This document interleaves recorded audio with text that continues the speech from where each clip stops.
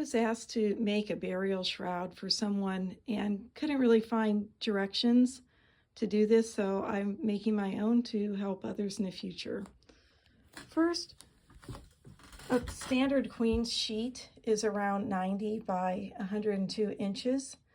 If you don't have a queen sheet, and in our case I didn't, I was given fabric that was 100% natural fiber. I have dimensions here and cutting instructions where you would need 5.5 yards of 56-inch wide, 100% natural fabric. So it's either 100% cotton or perhaps 100% linen.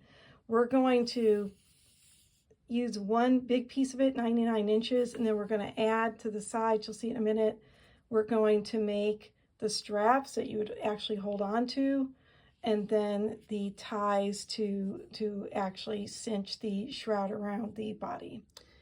In this video, I'm not using actual 100% natural fabric. I'm using fabric with dyes in it so you can see what I'm doing.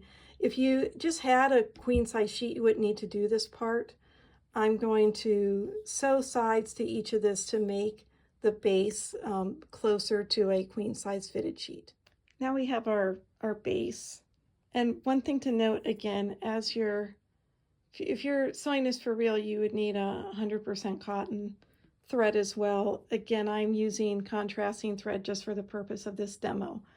Also, it would be up to you if you would want to open a seam out like a traditional, if you would just want to press both of them flat, if you'd want to press both of them flat and just stitch another row, or if you would even want to trim a seam, then fold it under, and you would end up again with another row of stitching. Now that you have your base, you're going to need to decide where are you going to affix the ties and the handles, or what some people call straps. In the shroud that I made, I was told the family was getting a board cut out of wood that was going to be put inside the shroud, and then that was going to be where the clothed body would be placed.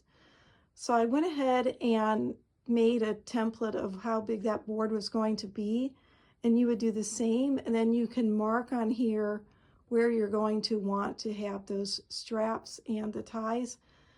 In my case, the shroud I made, there were going to be 6 pallbearers, and then I decided to add 4 ties, which would be 4 on each side, so 8 total. So if you want, you can actually sew these handles, and then also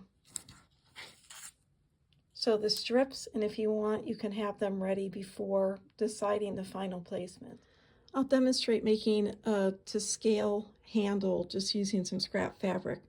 We'd cut it 5 inches by 16, fold it right sides together, sew along the top and one side, and give it a quick press with an iron.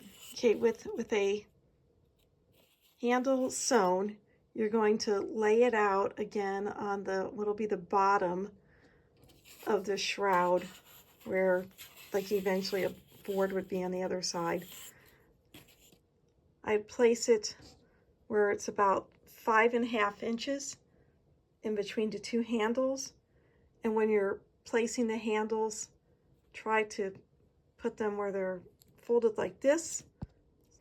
You can see on the back side I look like this. I kind of fortified my sewing by sewing a square, then actually adding in 2 X's. When you hold it, you'll hold it. To sew one of the ties on, you're going to position it where the raw edge of the tie is kind of facing out where the edge of the shroud will be. It's facing towards the inside, or where ultimately the board would be underneath. And then you're going, you can sew it once, or you can just kind of fold it and then sew again. The tie will look like this when it's done.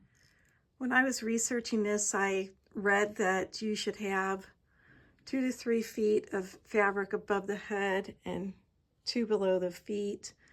I also read that Typically there are ties a little bit above the ankle, a little bit above the knees, or around the torso and near the neck. Shroud for, so I used a dress form to approximate. I would suggest, if you know somebody of a similar height, that you could determine your measurements using that person as an example.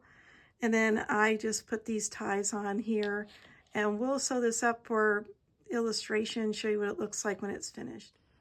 So this is what it's going to look like when it's all sewn together. You're going to have your straps and your ties, and this is going to be all on one side. Now when it's going to be used, when it's ready to be used, the board will be placed in there. A body with the burial garments will be put in. The feet and the head will be covered, and then it's going to be wrapped. First, one side will be wrapped, and then obviously the other side will be wrapped, and then it'll be tied to handles. One thing to note is potentially you could thread ropes through these handles. I hope you found this video helpful to you and your family and loved ones.